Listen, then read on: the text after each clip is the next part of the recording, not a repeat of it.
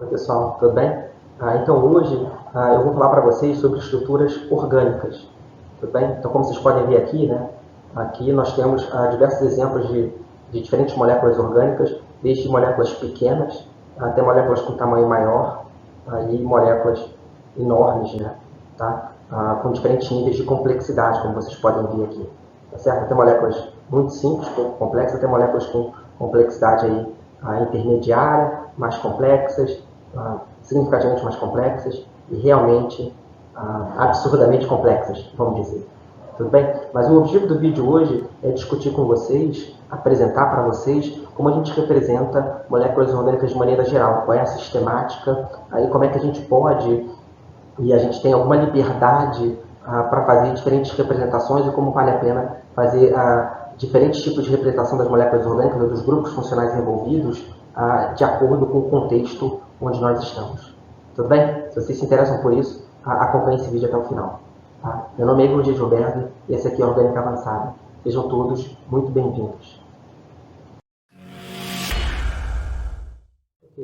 Então, dando continuidade à nossa apresentação sobre estruturas orgânicas, eu queria dar uma visão geral para vocês do quanto as moléculas orgânicas podem vir a ser complexas potencialmente. Né?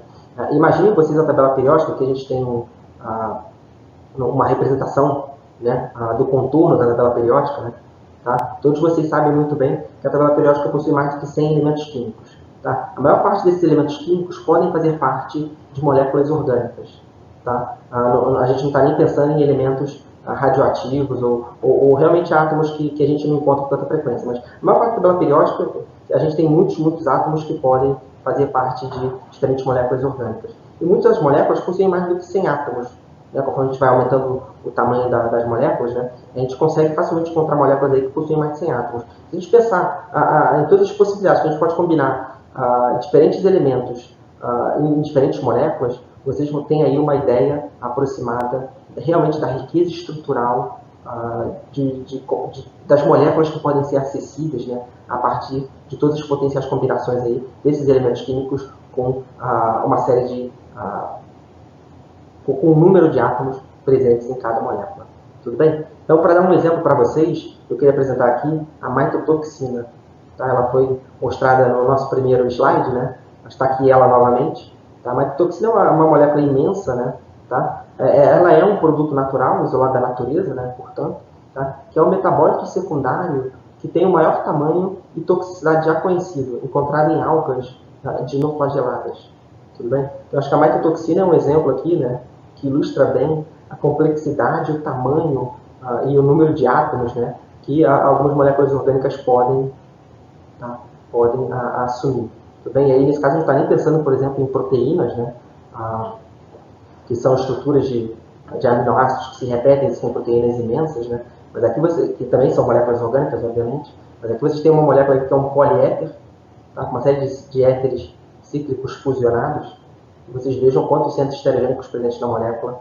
Tá? Então, todos esses elementos a gente vai comentar mais à frente aqui, conforme a gente avança no nosso conteúdo.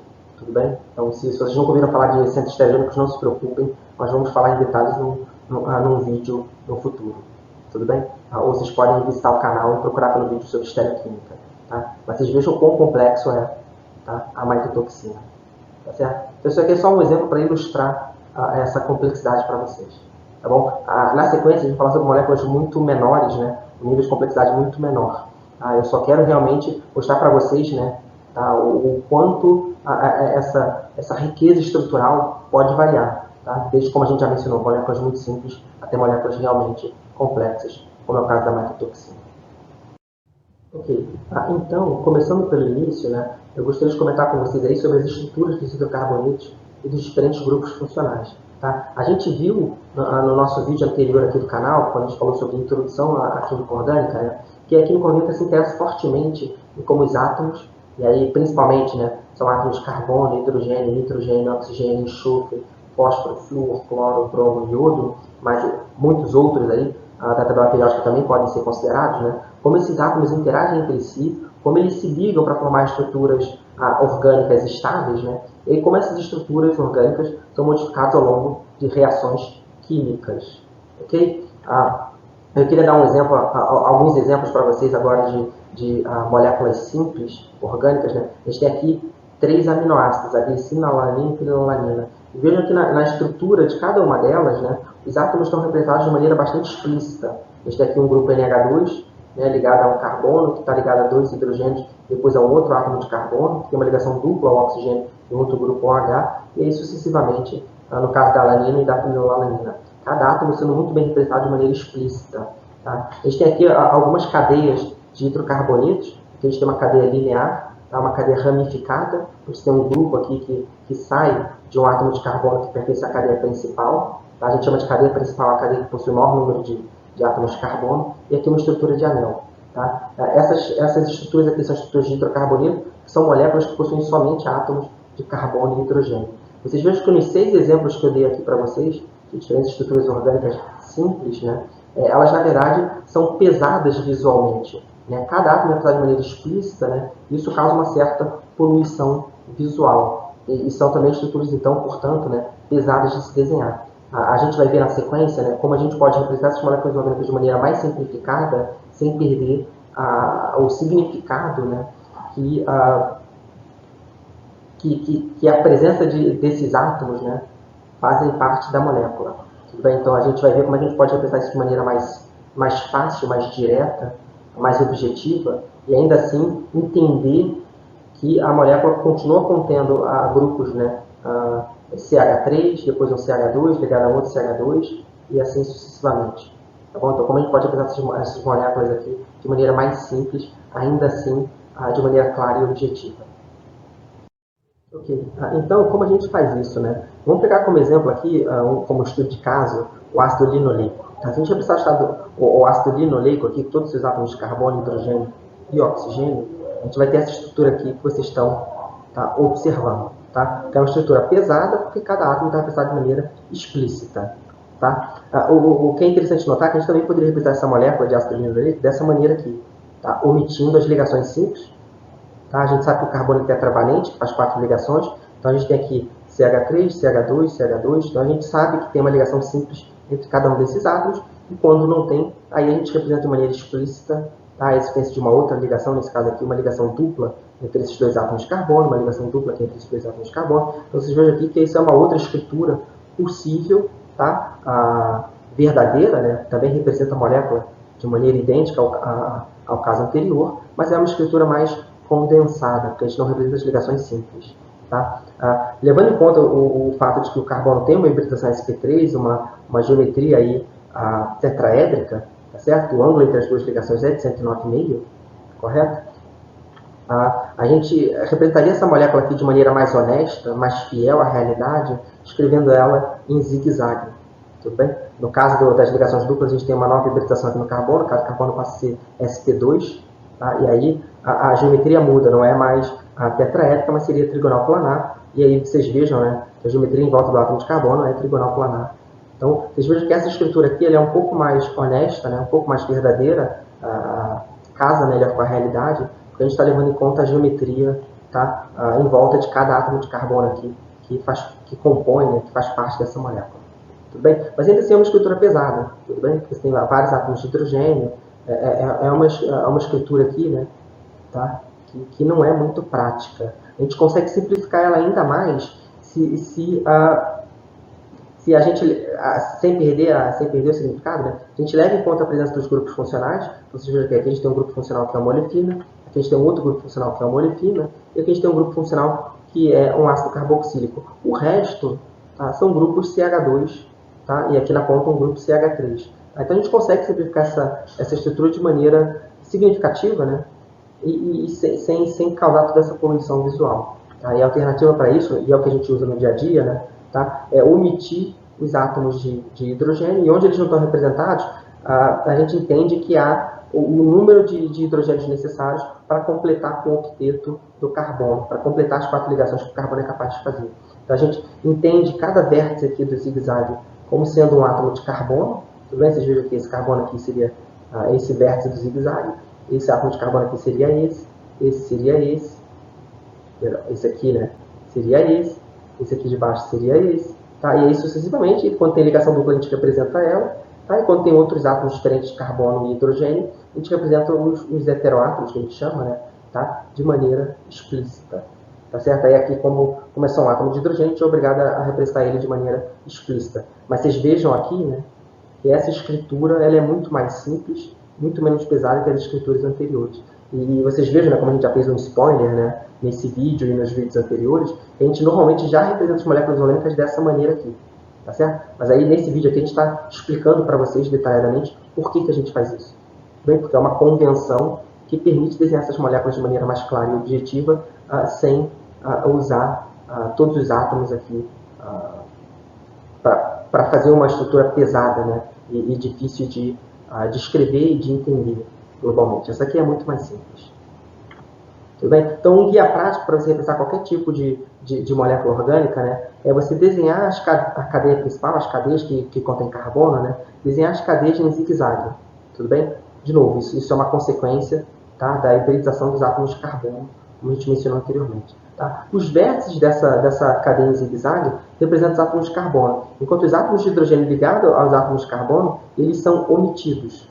Tudo bem? Perceba que é o que a gente fez aqui. Aqui tinha 3 átomos de hidrogênio, aqui eles foram omitidos. Aqui tinha 2, foram omitidos. Aqui outros 2 foram omitidos. Tá? A gente sabe que aqui tem 2, sabe que aqui tem 2, sabe que aqui tem 3, porque é o número de ligações restantes, tá, que falta o carbono fazer para completar o seu octeto, para completar o seu número máximo de ligações, que é 4. Tudo bem? E os outros átomos, nesse contexto, né, são representados explicitamente, que é o que a gente fez aqui com o oxigênio. Tudo bem? Perceba aqui que o hidrogênio está representado de maneira explícita, mas é porque o hidrogênio não está mais ligado a átomos de carbono. Tá? Perceba que são os hidrogênios ligados aos átomos de carbono, né, tá, que são omitidos. Tudo bem? Os hidrogênios estão ligados a outros heteroátomos, normalmente eles são e devem, né, eles devem ser representados. Tudo bem? Explicitamente. Ok. Então é importante ter em mente, né, que o desenho das moléculas orgânicas em diagramas reacionais, eles podem e devem, tá, ser alterados, ser modificados de acordo com o que a gente quer evidenciar sobre a reatividade que a gente está mostrando no nosso esquema reacional. Tudo bem? Então o que eu quero dizer com isso, né, especificamente? Vamos dar alguns exemplos. Vamos pegar aqui o caso da leucina. A leucina é esse aminoácido aqui, que já está sendo representado para vocês aí na nossa estrutura clássica, tá certo? Com átomos de carbono como vértices aqui da nossa cadeia, tá? Somente os grupos funcionais e negadores e CO2H que estão com os átomos escritos de maneira explícita, e a cadeia alquílica, né, tá? Tem átomos de carbono e hidrogênio aqui que estão representados na nossa estrutura usual, tá certo? Os átomos de carbono sendo os vértices, tá? E os hidrogênios estando omitidos. Tá? Quando a gente pensa na leucina, a gente pode representar ela dessa maneira aqui, tá? Mas também pode representar dessa maneira aqui, onde o CO2H, o grupo, né, ácido carboxílico, está condensado, nesse caso aqui mais à esquerda, e no caso aqui mais à direita ele está escrito de maneira aberta. Tudo bem? É claro que isso é uma representação da leucina, mas existem várias outras. Tá? Vocês vejam aqui que a ligação OH ela também está omitida, está condensada, mas a gente sabe que o oxigênio é da família 6A, faz 2 ligações para completar o octeto. Então aqui tem uma ligação, naturalmente tem outra ligação aqui com o hidrogênio. Tudo bem? A gente pode escrever essa ligação de maneira explícita. Tá? Então aqui a gente tem a leucina agora mostrando essa ligação entre o oxigênio e o hidrogênio. Né?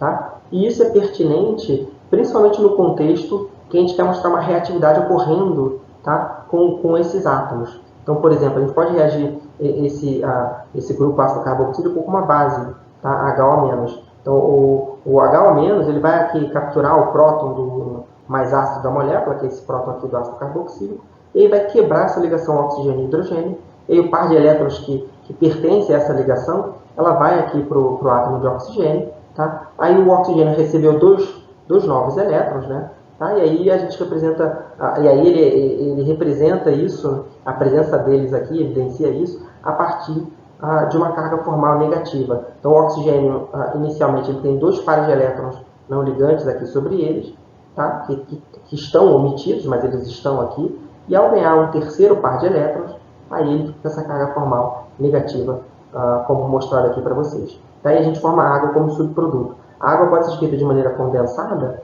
mas também pode ser escrita da maneira ligada a um grupo OH, que é justamente essa ligação química aqui que foi feita, né, após esse movimento de elétrons aqui indicado pelas setas. Ou a gente pode representar a H2O na sua geometria angular, tá?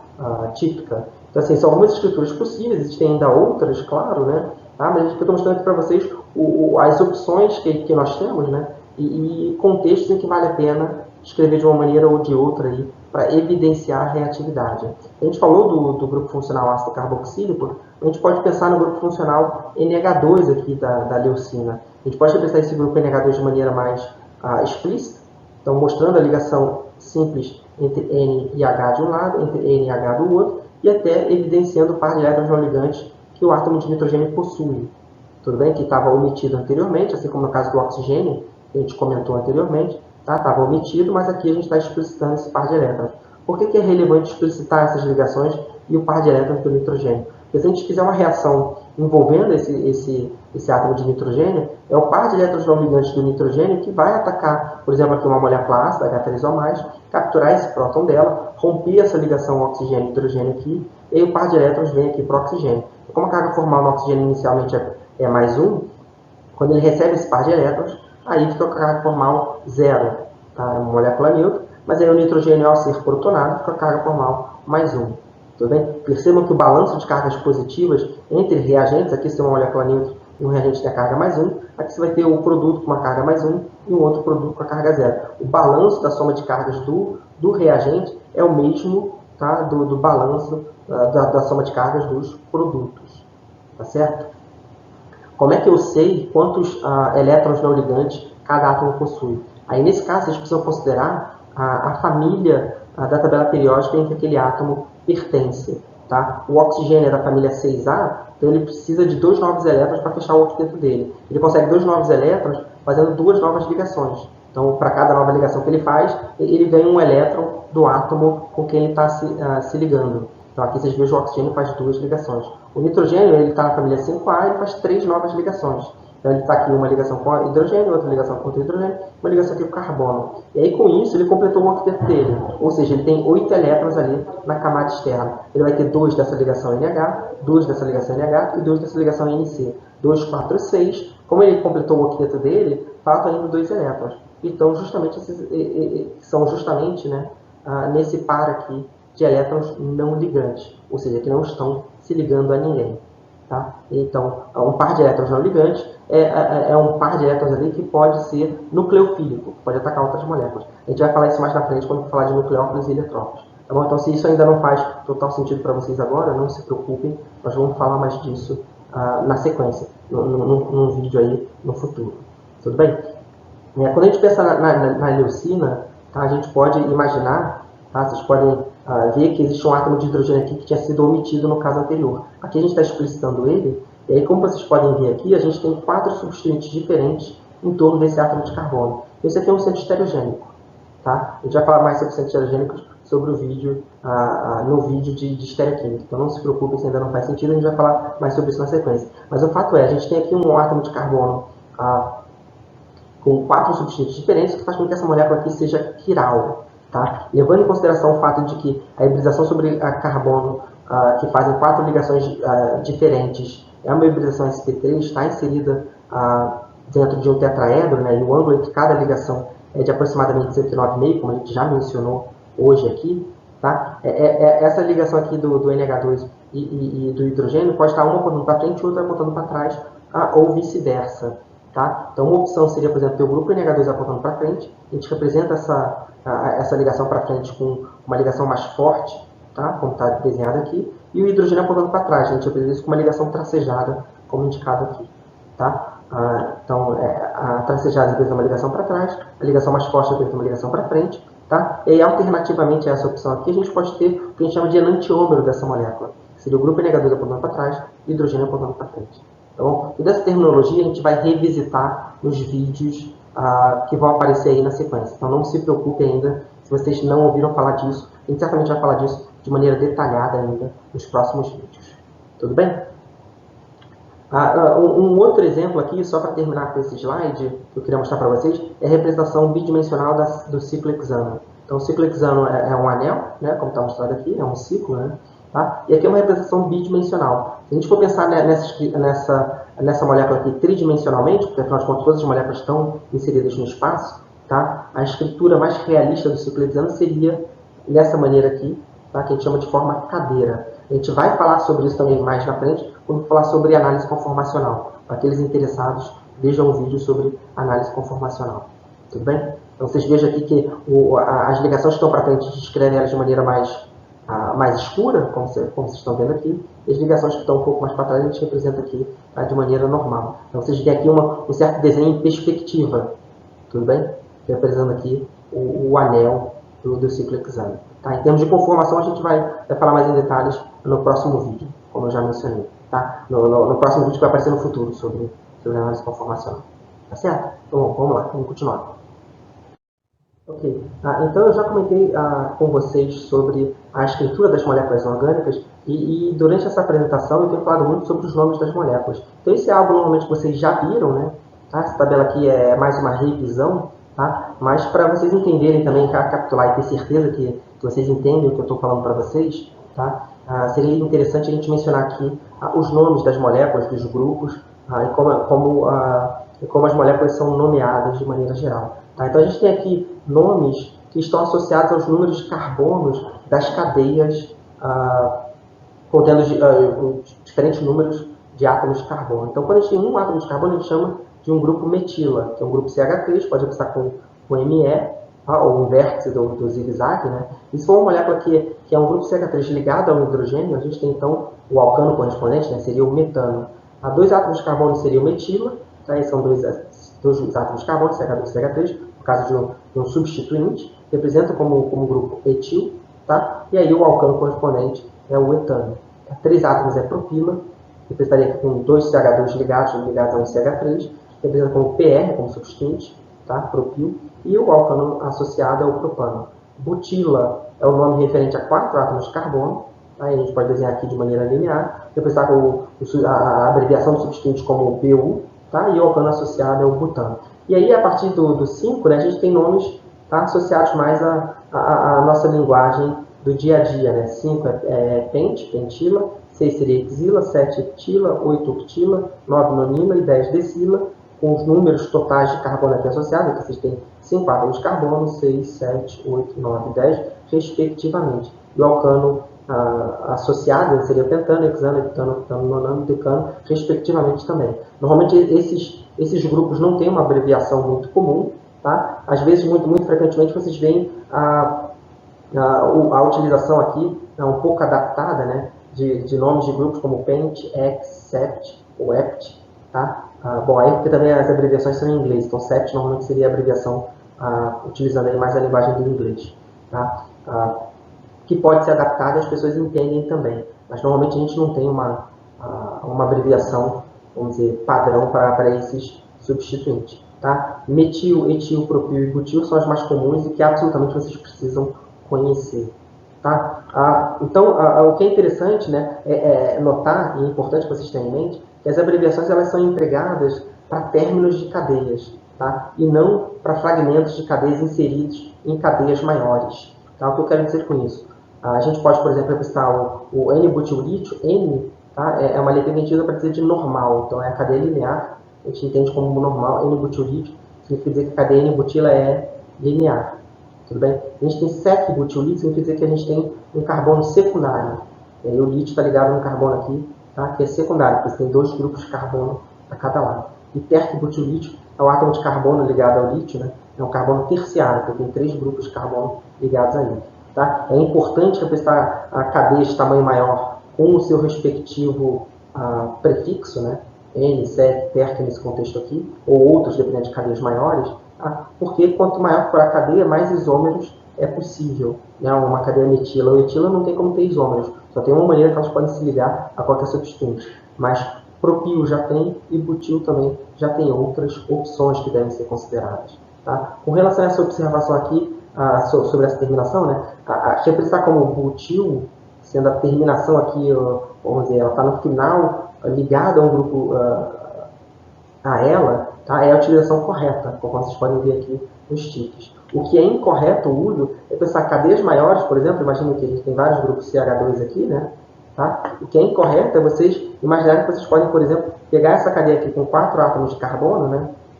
Tá? E representar ela como um N-butil, tá? Para dizer que você tem uma cadeia linear com 4 carbonos aqui. Tá? Então esse uso aqui é incorreto. Isso a gente não faz nunca. Tudo bem? Esses prefixos, né, e essas abreviações elas são usadas somente para, tá, cadeias que são, vamos dizer, terminais, que não estão ligadas entre grupos funcionais diferentes. Tá certo? Ok.